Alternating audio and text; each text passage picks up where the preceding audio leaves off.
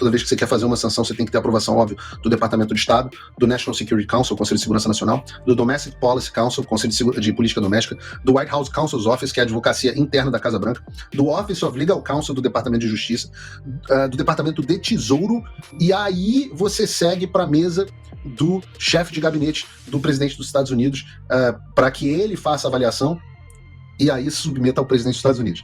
Nós chegamos no momento onde nós já cumprimos todas essas etapas e estamos para a avaliação do presidente dos Estados Unidos. Dá para dizer? Sejam bem-vindos, o meu nome é Bruno, deixe o seu like e inscreva-se no canal.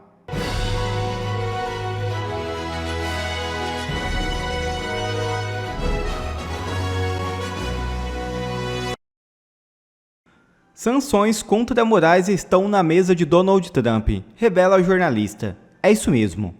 Em entrevista para o canal do jornalista Cláudio Dantas, o jornalista Paulo Figueiredo revelou que o processo para a imposição das medidas de sanção a autoridades brasileiras ultrapassou todas as etapas burocráticas e agora aguarda apenas a análise final do presidente Donald Trump.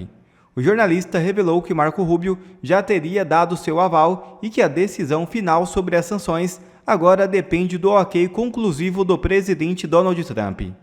Figueiredo explicou que as sanções ultrapassaram um complexo processo burocrático que envolve a aprovação do Departamento de Estado, do Conselho de Segurança Nacional, do Conselho de Política Doméstica, da Advocacia Interna da Casa Branca, do Departamento de Justiça e do Departamento do Tesouro.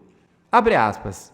Nós chegamos no momento onde nós já cumprimos todas essas etapas e estamos para a avaliação do presidente dos Estados Unidos. O jornalista concluiu que as sanções estão na mesa do presidente Donald Trump, aguardando apenas a análise dele. Fecha aspas.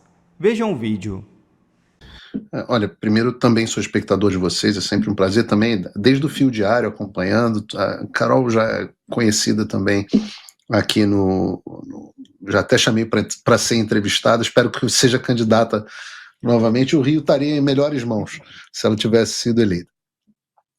Sobre a pergunta que você me fez, olha, na semana passada nós tivemos aquela audiência para tratar especificamente de uma das dimensões de violações de direitos humanos que o Alexandre de Moraes tem, que é a da repressão transnacional.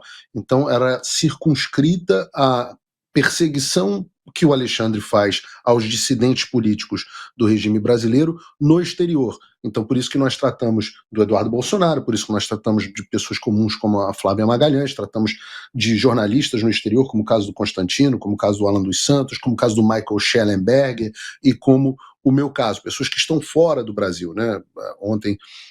Anteontem, eu acho, eu recebi a notícia, por exemplo, que eu vou ser provavelmente julgado à revelia no Brasil.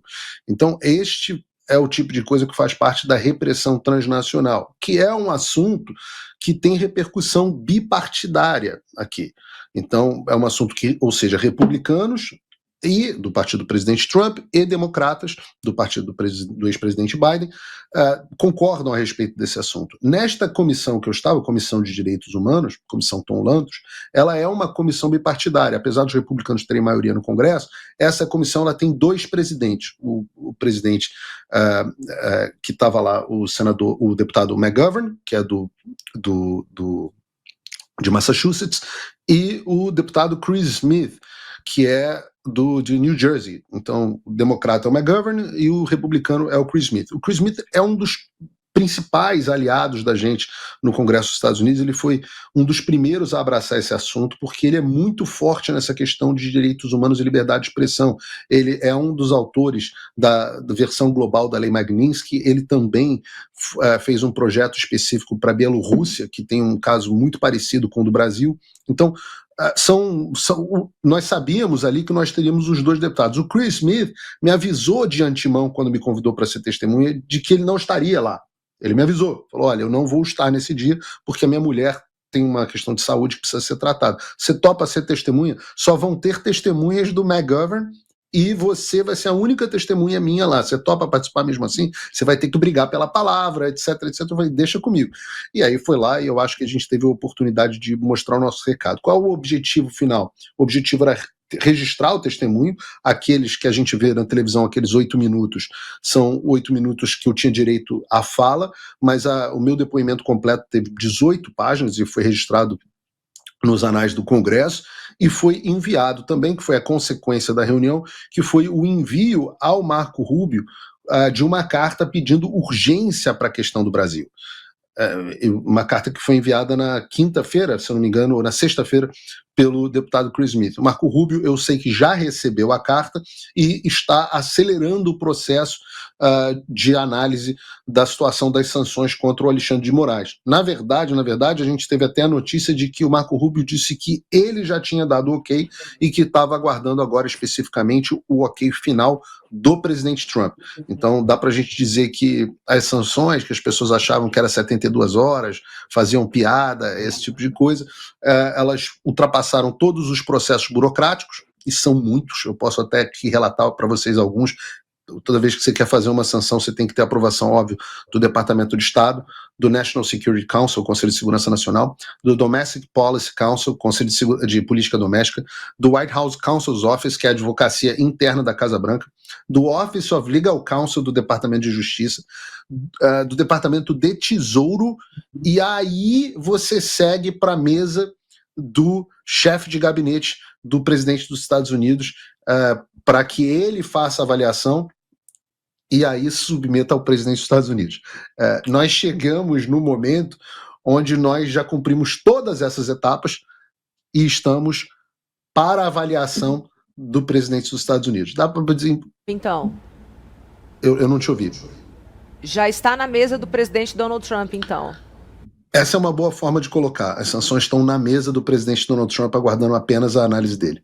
Ô Paulo, deixa eu te fazer uma pergunta. Não vai ser aberto um espaço para defesa dessas pessoas? Então não há previsão de contraditório e ampla defesa no processo de aplicação da Lei Magnitsky? Olha, o Alexandre já teve a oportunidade de contraditório por parte do próprio Chris Smith, que enviou a ele uma carta no ano passado, basicamente pedindo esclarecimento em relação a todas as acusações que estavam sendo feitas a ele. Essa carta nunca foi respondida, ela foi copiada, inclusive estavam copiados o então presidente do Senado, Rodrigo Pacheco, o então presidente da Câmara, Arthur Lira, e o então presidente do Supremo Tribunal Federal, o atual presidente ainda, ministro Barroso.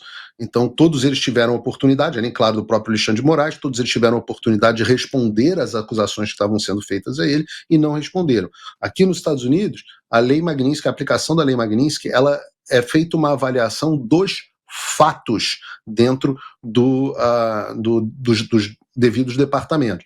E os fatos falam por si só, né? O documento que preparou as sanções, ele tem mais de 1.000 páginas e mais de 600 referências no total. Então, referências de próprias decisões do Alexandre, etc. São fatos incontroversos, não são questões de opinião. Então, esse foi consolidado. O próprio Alexandre de Moraes também teve a oportunidade, está tendo a oportunidade de responder dentro da Justiça Federal Americana, onde ele também está sendo processado na pessoa física em busca de indenizações. Carol. Acho que isso reflete muito o sentimento que existia aqui no Brasil, né, até o ano passado, de que isso daí era uma chacota, né? Eu já tinha comentado isso, inclusive, com o Paulo. Você recebeu essa carta, o ministro Alexandre de Moraes recebeu essa carta e depois fez aquela piadinha patética. Não tenho nenhuma intenção de ir para os Estados Unidos no curto e do médio prazo. Acho que ninguém daqui do Brasil, tanto do Judiciário quanto o próprio Legislativo, avaliou o real impacto dessas sanções. E aí, enfim, a gente já elogiei aqui, a gente fala diariamente aqui no programa o quanto isso foi escalando, quanto esse trabalho que o Paulo faz, agora o Eduardo Bolsonaro aí, essa semana até mandei uma mensagem para o Paulo falando isso, porque o depoimento dele na Comissão de Direitos Humanos mostra o tom o que a gente esperaria de todos os parlamentares brasileiros. O que a gente está vivendo hoje é uma intimidação por parte do Supremo Tribunal Federal e toda a população brasileira está com medo, ninguém tem coragem de se posicionar, né? Até mandei isso para o Paulo, falei, olha, as pessoas podem te criticar, mas ninguém pode te chamar de frouxo. Ele até brincou que isso não é uma fraqueza, né? Não era um defeito dele. Mas, assim, tem toda a minha admiração. Isso é o que está faltando aqui no Brasil hoje. Os nossos parlamentares são frouxos, são omissos e não têm coragem de enfrentar o tamanho do problema que a gente está vivendo, que é essa tirania do judiciário, essa tirania que o STF está colocando aqui pra gente. E aí, Paulo, eu queria só te perguntar, você falou aí que você vai ser julgado à revelia. Ontem, por acaso, também, eu estava num outro programa e me perguntaram sobre isso. Eu falei, ai, que bom que o Alexandre de Moraes está assistindo o Paulo Figueiredo Show, né? Tá dando audiência. Eu também dou essa audiência diária, porque ele fez esse corte falando que o Paulo, né, você mencionou que estava esperando a citação dentro dos termos legais, uma citação legal, e não uma citação, não descobrir que você está no inquérito e que você não tem noção do que você está sendo acusado para poder se defender. E aí ele fala, olha, tá aqui o vídeo dele falando que está sabendo que está no inquérito, então a gente considera que ele já foi citado. Mas é exatamente isso, como é que você vai se defender se você não sabe o que está escrito no processo? Então, como é que está isso? Qual a sua expectativa em relação a isso? Você ser julgado à revelia? Se tem alguma coisa que você possa fazer? O quanto você sabe o que está ali no processo contra você? Olha, não é que eu não tenha medo do Alexandre de Moraes. Eu tenho. O Alexandre de Moraes é uma pessoa muito poderosa, pode fazer muito mal e tem me feito muito mal. Eu, como eu disse lá no depoimento do Congresso, já passei por poucas e boas, já gastei mais de $1 milhão se botar todos os processos de advogado nessa história. Estou há 2 anos e meio com todos os meus bens bloqueados no Brasil, e eu tinha uma quantia substancial no Brasil, multas absolutamente, provavelmente nunca vou recuperar. Você tem todas as minhas redes sociais bloqueadas, né? 8 contas que eu já tive que abrir em cada rede social. Meu canal principal do YouTube, que crescia de forma vertiginosa, com 1 milhão e poucos inscritos, continua bloqueado, que era a forma do meu ganha-pão jornalístico, né? O Alexandre de Moraes exerceu uma pressão para que eu saísse da Jovem Pan, na verdade, para acabar com a Jovem Pan, em termos práticos. Não foi só eu que saiu, várias outras boas pessoas saíram também. Então, ele é uma pessoa que pode fazer muito mal para a minha vida. E eu tenho consciência disso. Só que não é que eu não tenha medo dele, eu tenho mais medo de Deus. Por quê? Eu explico por quê. Porque eu acho que todos nós temos que agir no limite das nossas capacidades. Nós temos a obrigação. A Bíblia fala da parábola dos talentos, aqueles que enterram os talentos, seus próprios talentos, e escondem por medo, esses serão cobrados e penalizados. Então eu tenho muito medo de prestar contas no juízo de eu não ter feito tudo que eu podia fazer. E eu acho que o juízo de Deus é muito mais severo do que o juízo do Alexandre. De novo, a Bíblia também fala para a gente não ter medo daqueles que podem matar, quebrar nosso corpo, etc. Mas ter medo daqueles que podem jogar a gente no fogo eterno. Então essa é a diretriz. Não é que, poxa, Paulo, como você é corajoso, você não tem medo de nada. Claro que eu tenho que ter medo. Inclusive, o medo é o que faz a gente exceder os nossos limites e fazer o máximo possível, quando a gente está muitas vezes na zona de conforto. Nesse caso que você está falando especificamente, Carol, eu já tinha plena consciência de que o Alexandre ia me julgar à revelia. Eu já tinha plena consciência disso.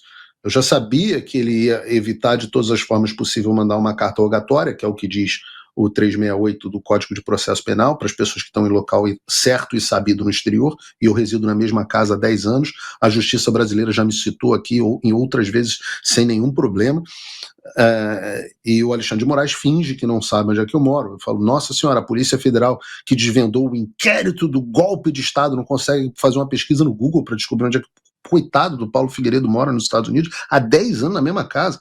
Né? Aqui nos Estados Unidos o seu endereço é uma coisa meio pública. O americano não tem muito essa paranoia de esconder onde mora. Então, eu já sabia que isso ia acontecer.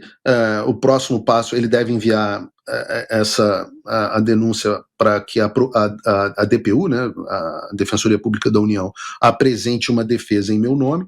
A DPU tem um despacho já anterior pedindo suspensão do processo, dizendo que é impossível apresentar uma defesa em meu nome porque eles não têm contato comigo e que essa defesa seria uma defesa pro forma e que eles não querem se prestar esse papel. Eu acho que o Alexandre está jogando já agora, dessa vez, o jogo combinado. E a DPU deve devolver e falar assim, não é bem assim, então vamos apresentar uma defesa e ele vai me condenar, a DPU vai apresentar uma defesa pro forma, que tem o mesmo efeito jurídico que a defesa do melhor advogado que eu pudesse contratar, porque não faz diferença. A gente está vendo o presidente Bolsonaro tem bons advogados, e não está fazendo absolutamente diferença nenhuma, porque isso não é um julgamento, isso é um circo. Então ele vai me condenar, ele vai me sentenciar a provavelmente algo como 20 ou 30 anos de prisão, e depois que ele me sentenciar a 20, 30 anos de prisão, eu vou ficar na mesma situação que eu estou atual, não posso retornar ao Brasil. Do ponto de vista internacional, eu já contratei advogados internacionais para impedir que essa pauta política avance. Então, eu acabei de contratar a Michelle Eslan, que é a melhor advogada de Interpol do mundo. Gastei mais uma fortuna, mas está ela aqui que impedir que meu processo sequer chegue à Interpol. Então, o efeito vai ser basicamente os Estados Unidos certamente não vão me extraditar, porque não extraditam pessoas por esse tipo de natureza de crime, e o devido processo legal também não foi seguido, então vai ser isso. Então a minha única esperança de retornar à minha pátria, onde mora a minha família, onde está meu pai, que tem 80 anos, que, poxa, não pode vir aos Estados Unidos o tempo inteiro, onde estão as minhas origens. Eu sou nascido e criado do Rio de Janeiro, eu amo o Rio de Janeiro, como você, Carol. A gente sabe os problemas do Rio, mas a gente ama, né? É o nosso lugar, é a nossa origem. Então, doloroso, minha esperança de retornar ao Brasil é com a queda do Alexandre. André Mendonça, vamos tratar dele agora, afirmou que o Supremo Tribunal Federal tem invadido competências de outros poderes. Ele declarou ser minoria no Supremo e criticou a invasão principalmente ao Poder Legislativo. André Mendonça diz que a Corte está adentrando na definição de políticas públicas indevidamente. O ministro afirma divergir da maioria em parte dos julgamentos recentes do Supremo. Declarou ter vencido em decisões, ou ter sido vencido em decisões que caberiam a outros poderes por definição constitucional. A manifestação de André Mendonça ocorreu após ele votar contra a responsabilização das Big Techs por conteúdos de terceiros. Resultado, todo mundo viu, foi 8-3 pela ampliação da responsabilização civil das plataformas digitais. Mendonça criticou a invasão da discricionariedade administrativa pelo Poder Judiciário.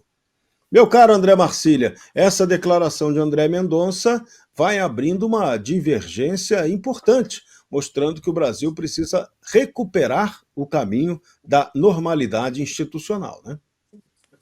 É importante. Eu vou aqui fazer um morde-a-sopra com o André Mendonça.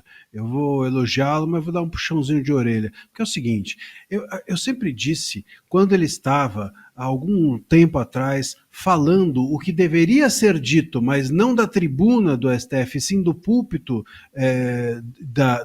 de cultos que ele frequentava, ele dizia coisas duras, mas dizia sem dar nome aos bois, vamos dizer assim, e não dizia dentro do STF.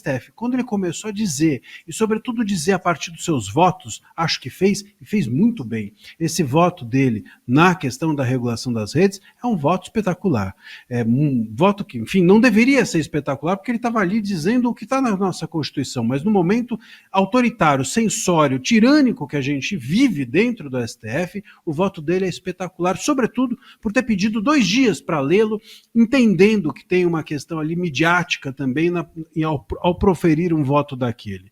Então, perfeito. Acho que ele vem dizendo também, vem enfrentando os demais ministros, vem confrontando-se com visões que ali sempre foram vistas como, enfim, inquestionáveis dentro do STF, e vem saindo também a mídia, como nesse caso, e falando para microfones, como os demais ministros fazem, só que fazem para o mal, vem fazendo isso para o bem, dizendo que é minoria, dizendo que é uma invasão, sim, do Poder Legislativo pelo STF, contrário ao que fez o Barroso, ao que fez o ministro Gilmar, ao que fez o ministro Moraes hoje, que disse que não tem ativismo, que isso é um sonho nosso. Então, acho que faz um trabalho correto e bom o ministro Mendonça ao agir assim. Mas, sinceramente, não deveria estar no Gilmar Palusa.